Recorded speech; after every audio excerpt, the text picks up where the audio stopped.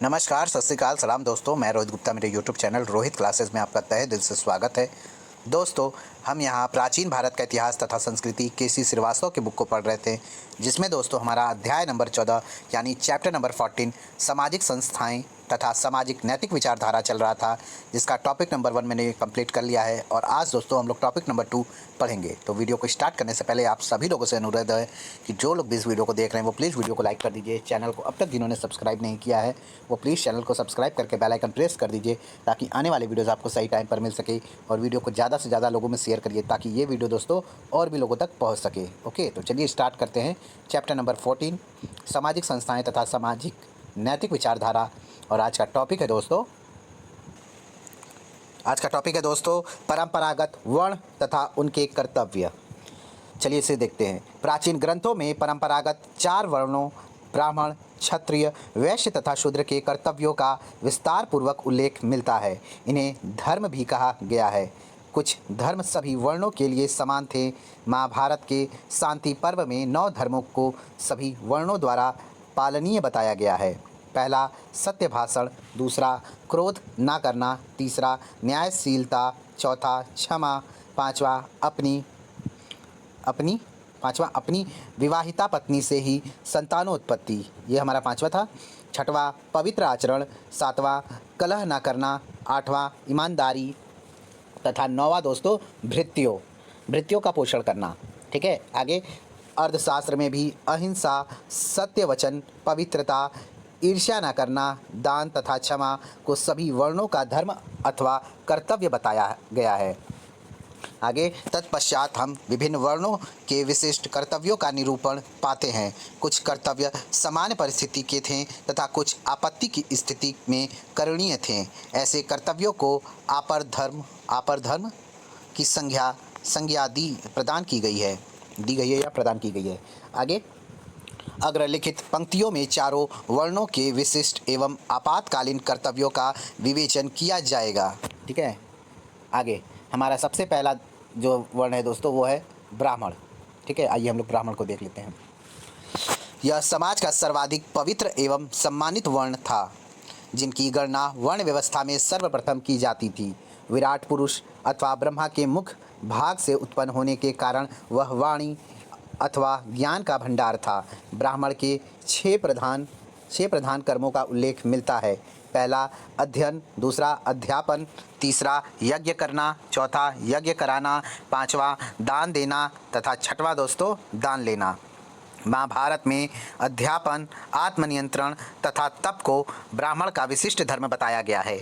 गीता में शम यानी अंतःकरण का निग्रह, दम यानी दोस्तों इंद्रियों का दान, शुद्धि, तप, क्षमा भाव, सरलता, ज्ञान विज्ञान, आस्तिकता को ब्राह्मण का स्वाभाविक कर्म कहा गया है।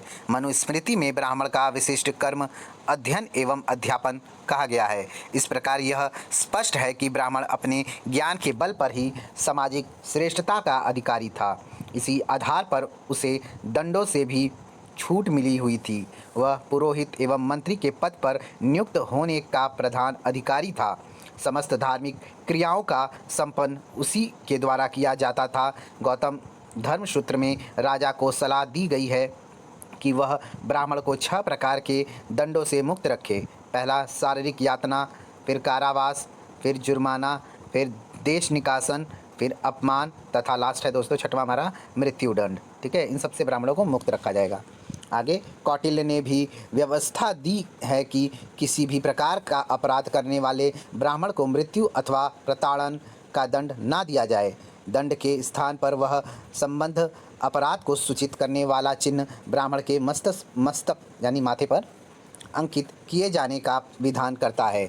अपराध के अनुसार चिन्ह इस प्रकार बनाए गए हैं। चोरी करने पर कुत्ते का, हत्या करने पर कबंध यानी सिर रहित शव का, आगे गुरु पत्नी के साथ दुराचार करने पर स्त्री की योनि का तथा मदिरा पीने पर मदिरा के बर्तन का चिन्ह। इसके द्वारा लोग स्वतः उसके अपराध को जान लेंगे। ठीक है, इसलिए उसको अंकित कराया जाता था माथे पे। आगे ब्राह्मण के अपधर्म का भी उल्लेख प्राचीन साहित्य में प्राप्त होता है। संकट काल में वह क्षत्रिय एवं वैश्य के कर्तव्यों को अपना सकता था। उसे शस्त्र ग्रहण करने तथा शासन करने का अधिकार था। यदि इससे भी उसकी जीविका का निर्वाह न हो तो वह वैश्यावृत्ति अर्थात कृषि, पशुपालन एवं व्यापार आदि के द्वारा अपना निर्वाह कर सकता था। किंतु वैश्यवृत्ति ग्रहण करने पर उसे कुछ निषेधों का पालन करना पड़ता था। मदिरा, नमक, तिल, मधु, मांस, पका हुआ अन्न, पशु, मनुष्य आदि की बिक्री वह नहीं कर सकता था और ना ही सूद पर धन यानी ब्याज वगैरह पे, ठीक है, सूद पर धन कुसीद धन देने का कार्य कर सकता था। आगे शूद्रकृत मृच्छकटिक, शूद्रक जो थे लेखक, उनका जो है दोस्तों पुस्तक मृच्छकटिक से पता चलता है कि चारुदत्त नामक ब्राह्मण व्यापार द्वारा अपनी जीविका चलाता था। इस ग्रंथ में वह दावा करता है कि उसका परिवार कई पीढ़ियों से इस वृत्ति का अनुसरण कर रहा था। पूर्व मध्य युग में परंपरागत वर्णों के कर्तव्यों का नए सिरे से निर्धारण हुआ तथा प्रथम बार पराशर स्मृति में कृषि को ब्राह्मण वर्ण की वृत्ति निरूपित किया गया। इससे पता चलता है कि पूर्व मध्य युग तक अधिकांश ब्राह्मणों ने कृषि करना या कराना प्रारंभ कर दिया था। कुछ ब्राह्मण मूर्ति पूजा द्वारा जीविका चलाते थे, उन्हें देवलक कहा जाता था। ठीक है, याद रखिएगा, मूर्ति पूजा द्वारा क्या करते थे वो लोग, अपना जीविका चलाते थे। उन्हें क्या कहते थे हम लोग, देवलक कहते थे। ठीक है, याद रखिएगा। आगे, उनकी सामाजिक प्रतिष्ठा अच्छी नहीं थी। वाराह पुराण उन्हें श्राद्ध से वंचित करता है। आगे दोस्तों हम लोग क्षत्रिय देखेंगे, आइए देख लेते हैं। समाज का दूसरा महत्वपूर्ण वर्ण क्षत्रिय था। महाभारत में इस वर्ण के विशिष्ट धर्म अध्ययन, प्रजा की रक्षा, यज्ञ करना तथा दान देना बताए गए हैं। ऋग्वेद में इसे ही छत्र कहा गया है, जिसका शाब्दिक अर्थ होता है छत अर्थात हानि, क्षति यानी हानि से रक्षा करने वाला, छत से रक्षा करने वाला। ठीक है, हानि से रक्षा करने वाला। आगे, गीता में श्री कृष्ण ने क्षत्रिय वर्ण के स्वाभाविक कर्मों का उल्लेख किया है। तदनुसार शौर्य यानी शूरवीरता, तेज, धैर्य, चातुर्य यानी चतुरता, युद्ध क्षेत्र से ना भागना, दान देना तथा ईश्वर भक्ति ये क्षत्रिय वर्ण के स्वाभाविक कर्म होते हैं। अर्थशास्त्र में अध्ययन, यजन, शस्त्र द्वारा जीविकोपार्जन तथा सभी प्राणियों की रक्षा को क्षत्रिय का धर्म कहा गया है। ठीक है, आगे क्षत्रिय का धर्म कहा गया है। मनुस्मृति में प्रजा रक्षण, दान, यज्ञ, वेद पठन तथा विषयों में अनासक्ति को क्षत्रिय का कर्तव्य माना गया है। इसमें क्षत्रिय के ऊपर ब्राह्मण की श्रेष्ठता बताते हुए लिखा गया है, 10 वर्ष का ब्राह्मण भी 100 वर्ष के क्षत्रिय से श्रेष्ठ होता है। दोनों की स्थिति समाज में पिता पुत्र जैसी है। 7वीं सदी के चीनी यात्री ह्वेनसांग ने क्षत्रियों को राजाओं की जाति बताया है। पूर्व मध्यकालीन लेखक भी युद्ध तथा शासन को क्षत्रियों की स्वाभाविक वृत्ति मानते हैं और उनकी शूरवीरता की प्रशंसा करते हैं। प्राचीन साहित्य में कुछ क्षत्रिय शासकों के नाम मिलते हैं जो अपने दार्शनिक ज्ञान के लिए प्रख्यात थे तथा उन्होंने ब्राह्मणों तक को शिक्षा प्रदान किया था। आगे, विदेह के राजा जनक ने याज्ञवल्क्य को शिक्षा दी तथा धार्मिक वाद विवाद में उन्होंने ब्राह्मणों को भी पराजित किया था। आगे, पांचाल के राजा प्रवाहन, जयबली, कैकेय नरेश, अश्वपति आदि भी अपने ज्ञान के लिए प्रख्यात थे, जिन्होंने ब्राह्मणों को शिक्षा दी थी। अपनी शक्ति के बल पर कभी कभी क्षत्रिय ब्राह्मणों के सामाजिक श्रेष्ठता के दावे को भी चुनौती दे देते थे। आगे, बुद्ध काल में उनकी प्रतिष्ठा ब्राह्मणों से अधिक हो गई। स्वयं बुद्ध ने क्षत्रिय को ब्राह्मण से श्रेष्ठ बताया है, किंतु प्राचीन शास्त्रों में क्षत्रिय को वेद पढ़ाने, दान लेने तथा यज्ञ कराने का अधिकार नहीं दिया गया है। आगे, क्षत्रिय का आपातकालीन धर्म वैश्यवृत्ति, कृषि एवं व्यापार था। मनुस्मृति में कहा गया है कि यदि वह व्यापार करे तो उसे तिल, नमक, पशु, मनुष्य, विष, मधु, मांस आदि का क्रय विक्रय तथा व्यापार नहीं करना चाहिए। ठीक है, उसे सूदखोरी से भी विरत रहने की सलाह दी गई है, यानी दूर रहने की सलाह दी गई है। आगे, रांगा, सीसा, हड्डी, चमड़ा, लोहा आदि के व्यापार का भी वह अधिकारी नहीं था। कौन? क्षत्रिय। आगे दोस्तों हम लोग तीसरा पॉइंट वैश्य पढ़ेंगे, आइए इसे देख लेते हैं। वैश्य जो कि तीसरा वर्ण है। समाज का तीसरा वर्ण वैश्यों का था, जो धन एवं संपत्ति के स्वामी थे। महाभारत में उनका प्रधान कर्म अध्ययन, दान देना, यज्ञ करना तथा सही ढंग से धन अर्जित करना बताया गया है। गीता में उनका स्वाभाविक कर्म कृषि, गौरक्षा तथा वाणिज्य बताया गया है। आगे कौटिल्य ने उनके प्रधान कर्म अध्ययन करना, यज्ञ करना तथा दान देना बताया है। लगता है कि बाद में वैश्यों ने अध्ययन करना छोड़ दिया तथा अपने को पूर्णतः व्यापार वाणिज्य में लगा दिया। वार्ता उनका प्रधान विषय था, जिसमें कृषि, पशुपालन एवं वाणिज्य आते थे। आगे विद्या अध्ययन से विरत हो जाने के कारण कुछ वैश्यों की गणना शूद्रों की कोटि में होने लगी। पूर्व मध्यकाल के अरब यात्री अलबरूनी ने वैश्यों की गणना शूद्रों में किया है। कुछ वैश्यों ने अपने पास अतुल संपत्ति संचित कर लिया था। संपत्ति के बल पर समाज में उन्होंने अत्यंत प्रतिष्ठित स्थान दिया जाने लगा। बुद्ध काल में उन्हें गृहपति कहा जाता था। ठीक है, आगे कुछ वैश्य करोड़पति तक थे। उन्होंने बौद्ध संघों को प्रभुत धन दान में दिया। गुप्त काल तक आते आते उनकी सामाजिक स्थिति में परिवर्तन आया। अब शूद्रों को भी कृषि तथा व्यापार के अधिकार मिल गए। पूर्व मध्यकाल तक वैश्यों तथा शूद्रों की सामाजिक स्थिति लगभग एक जैसी हो गई। आगे एक जैसी हो गई, ऊपर कर लेते हैं थोड़ा। अब पूर्व इस काल के समाज में एक महत्वपूर्ण परिवर्तन यह हुआ कि वैश्यों की सामाजिक स्थिति में गिरावट आ गई। कृषक के रूप में शूद्रों ने उनका स्थान ग्रहण कर लिया। पूर्व मध्यकाल का प्रथम चरण व्यापार वाणिज्य की दृष्टि से पतनोन्मुख रहा। इस कारण वैश्य अत्यंत निर्धन स्थिति में पहुंच गए।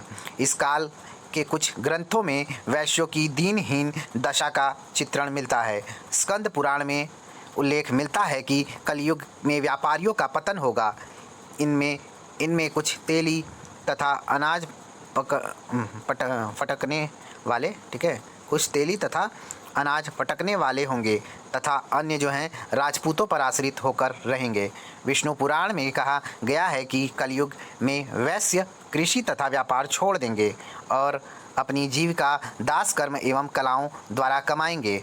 इनमें यहाँ तक कहा गया है कि वैश्य वर्ण का वस्तुतः विलोप हो जाएगा। अलबरूनी के विवरण से सूचित होता है कि 11वीं सदी तक आते आते वैश्यों को वेद पाठ के अधिकार से भी वंचित कर दिया गया, किंतु 11वीं 12वीं सदी में व्यापार वाणिज्य के पुनरुत्थान के साथ वैश्यों की आर्थिक स्थिति में सुधार हो गया। आगे है, वैश्य के लिए आपातकाल में क्षत्रिय तथा शूद्र की वृत्ति अपनाने का विधान मिलता है। बौधायन ने उसे गौ, ब्राह्मण तथा वर्ण की रक्षा के लिए शस्त्र ग्रहण करने का अधिकार दिया है। महाभारत में भी यही व्यवस्था दी गई है। गौतम तथा मुनि आपातकाल में वैश्य के लिए शूद्र वृत्ति अपनाने का विधान बताते हैं। इस स्थिति में उसे समाज के उच्च वर्णों की सेवा द्वारा अपनी वृत्ति चलानी होती थी, किंतु संकट काल समाप्त होते ही वह शूद्र वृत्ति को छोड़कर अपनी स्वाभाविक वृत्ति में चला जाता था। ठीक है, ये वैश्यों की बात हो रही है। आगे समाज के उपर्युक्त 3 वर्ण द्विज कहे जाते थे। याद रखिएगा, 3 वर्ण क्या कहे जाते थे? द्विज कहे जाते थे। इनका उपनयन संस्कार के द्वारा दूसरा सामाजिक जन्म होता था। आगे हम लोग देखेंगे अंतिम वर्ण दोस्तों, शूद्र वर्ण, लास्ट है।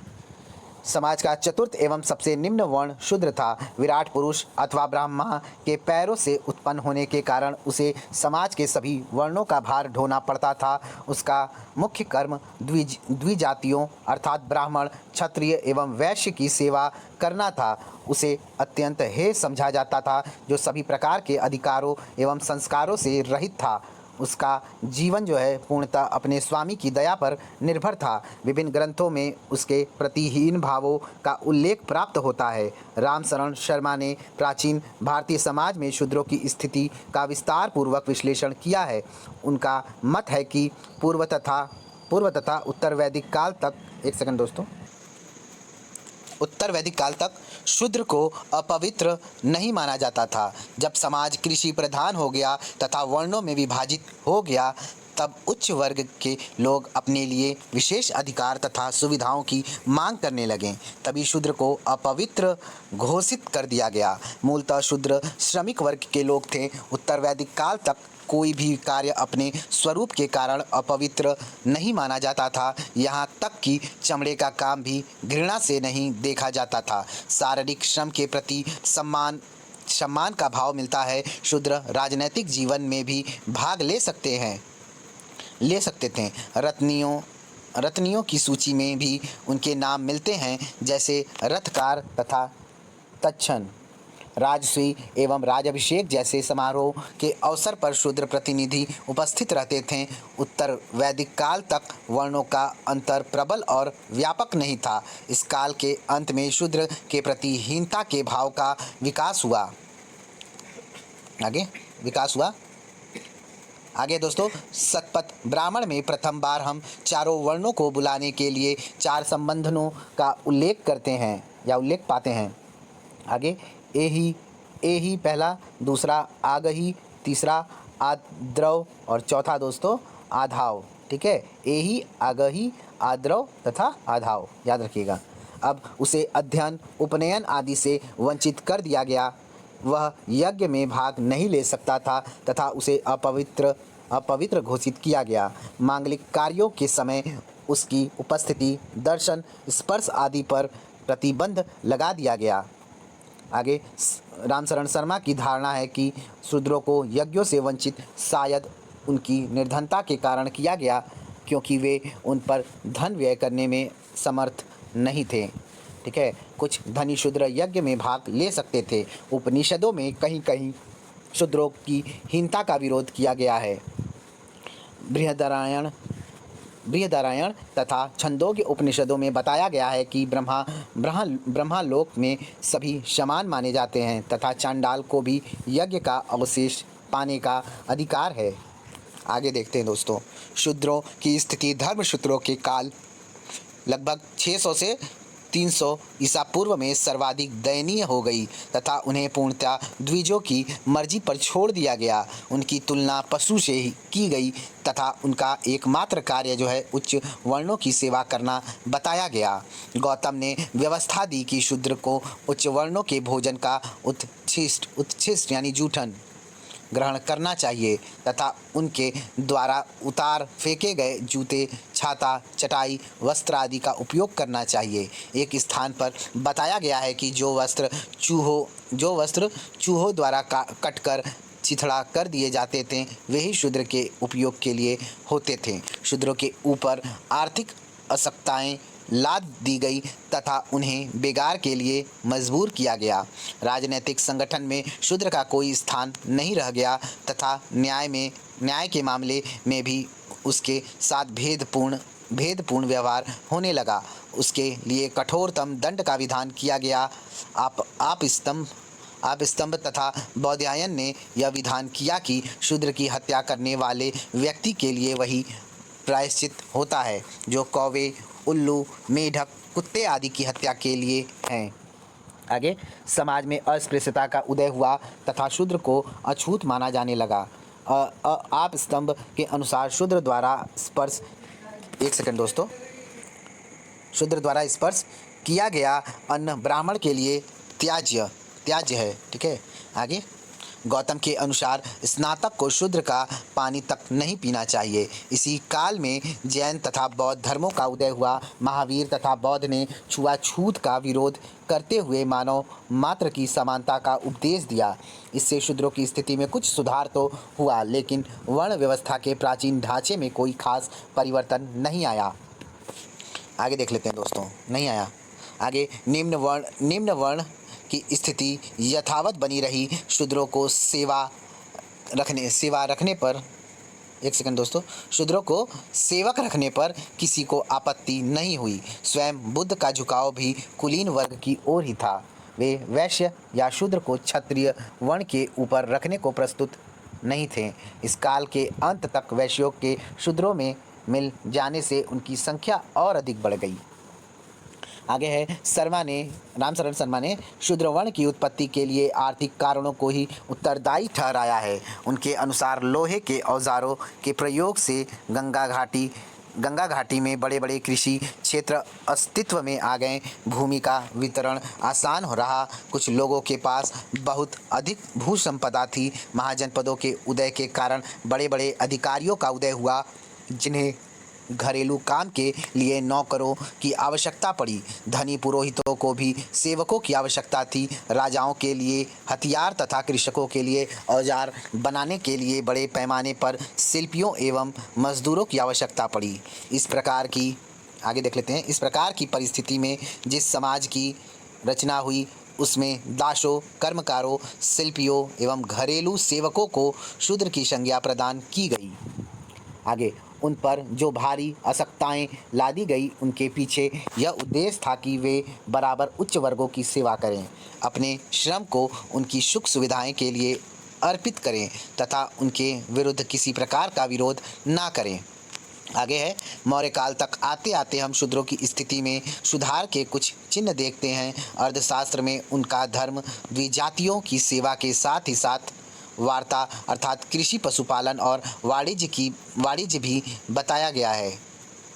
शूद्र जो है कर्षक का भी उल्लेख मिलता है। शूद्र कर्षक का भी उल्लेख मिलता है, जिसका अर्थ है दोस्तों शूद्र किसान।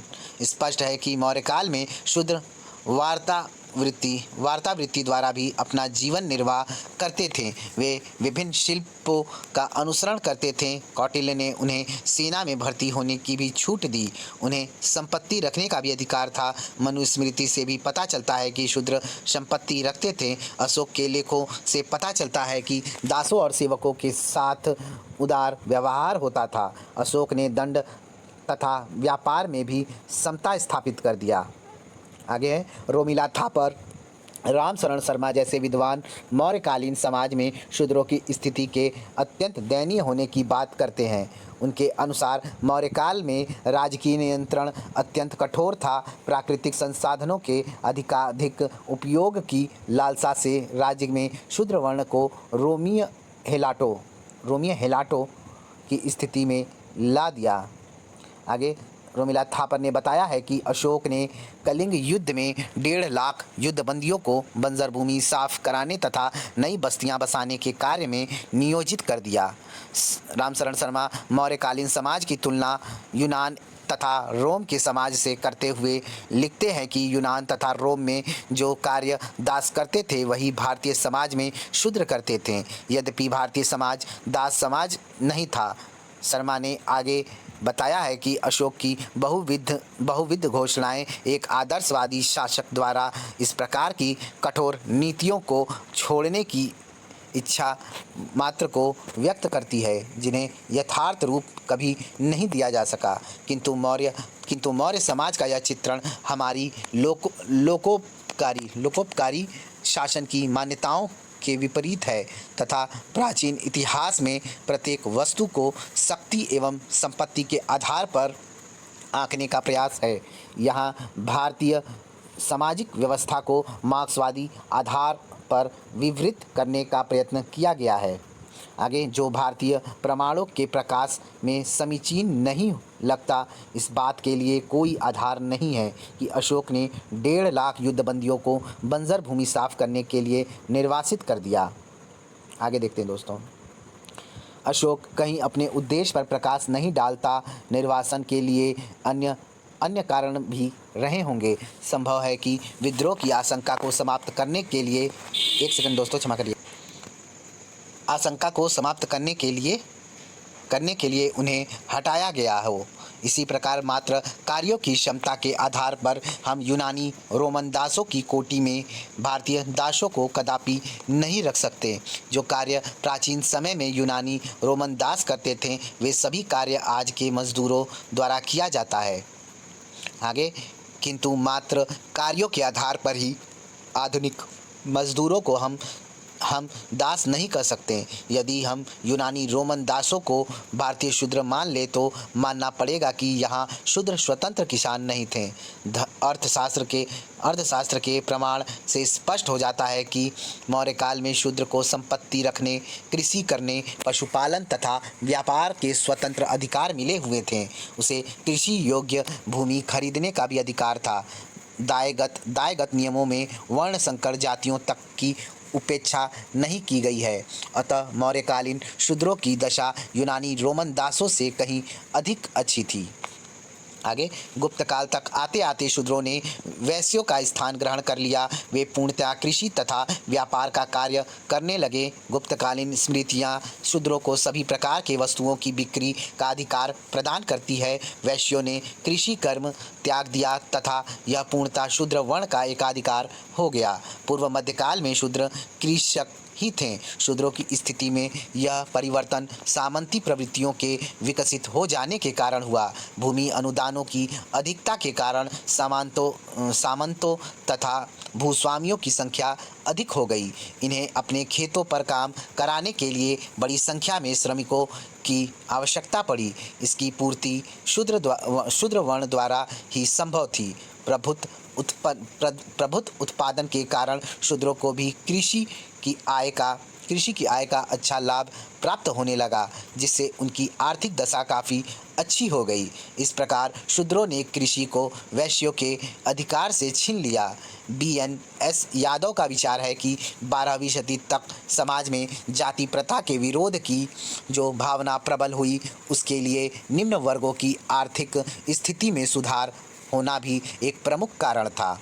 पूर्व मध्यकालीन समाज में शूद्रों की संख्या बहुत अधिक बढ़ गई। शूद्रों का एक वर्ग पवित्र आचरण युक्त था तथा शास्त्रों के आदेशानुसार धार्मिक क्रियाओं का संपादन करता था। इसे समाज में प्रतिष्ठित स्थान मिला हुआ था। पूर्व मध्य युग के टीकाकार आइए देखते हैं। टीकाकार मेधातिथि एवं विश्वरूप ने उन्हें व्याकरण आदि विषय के ज्ञान प्राप्त करने का अधिकार देते हुए यह व्यवस्था दी कि वे स्मृति विहीन सभी धार्मिक कार्यों को कर सकते हैं। आगे लक्ष्मीधर के अनुसार विशुद्ध मन तथा मस्तिष्क वाला शूद्र व्यक्ति पतित ब्राह्मण, क्षत्रिय तथा वैश्य वर्ण के व्यक्ति की अपेक्षा श्रेष्ठतर होता है। नारद स्मृति के टीकाकार असहाय ने मत व्यक्त किया है कि शूद्र आपातकाल में क्षत्रिय की वृत्ति अपना सकता है, किंतु समाज में शूद्रों का एक अन्य वर्ग भी था जो हीन वृत्ति एवं अपवित्र आचरण वाला था। इन्हें चांडाल आदि कहा गया है तथा इनकी सामाजिक प्रतिष्ठा अच्छी नहीं थी। आगे इनकी गणना जो है अछूतों में की जाती थी। आगे अछूतों को अंत्यज कहा गया है, जो गांवों तथा नगरों की सीमा के बाहर निवास करते थे। अनेक पेशेवर जातियां इस समय अछूतों की श्रेणी में शामिल कर ली गई तथा अस्पृश्यता संबंधी नियमों को विस्तृत बना दिया गया। आगे अलबरूनी के अनुसार धोबी, मोची, बाजीगर, मछुआरे, शिकारे, जुलाहे आदि भी अंत्यज माने जाते थे। धर्मशास्त्रों मिथ्याक्षरा आदि में 7 प्रकार के अंत्यजों का उल्लेख मिलता है, जिनमें चांडाल प्रमुख थे।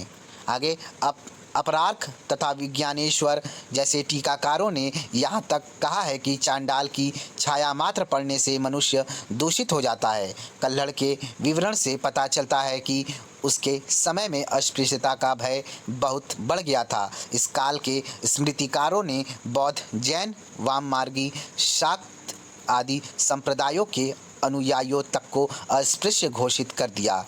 प्रायः सभी शास्त्रकारों ने शूद्र को आपातकाल में वैश्य वृत्ति द्वारा जीविका निर्वाह करने की अनुमति प्रदान की है। ठीक है दोस्तों। आगे दोस्तों जाति प्रथा की उत्पत्ति। दोस्तों हम वीडियो को ज़्यादा लंबा नहीं करना चाहते हैं, इस वजह से नेक्स्ट टॉपिक में हम लोग जाति प्रथा की उत्पत्ति को स्टार्ट करेंगे। ठीक है, तो चलिए, थैंक यू फॉर वॉचिंग, मिलते हैं नेक्स्ट वीडियो में। प्लीज़ आप लोग वीडियो को लाइक कर दीजिएगा, चैनल को सब्सक्राइब करके बेल आइकन प्रेस कर दीजिएगा, ताकि आने वाली वीडियोज़ आपको सही टाइम पर मिल सके। और वीडियो को ज़्यादा से ज़्यादा लोगों में शेयर करिएगा, क्योंकि आपको पता है कि यूट्यूब हिस्ट्री में पहली बार किसी श्रीवास्तव की बुक को ऑडियो बुक में कन्वर्ट किया जा रहा है। तो प्लीज़ आप सभी लोगों से अनुरोध है कि जो लोग भी हिस्ट्री संबंधित विषय को पढ़ रहे हैं, कृपया उन तक ये वीडियो ज़रूर जाना चाहिए, ताकि वो जल्द से कम टाइम में किसी श्रीवास्तव के बुक को पढ़ ले।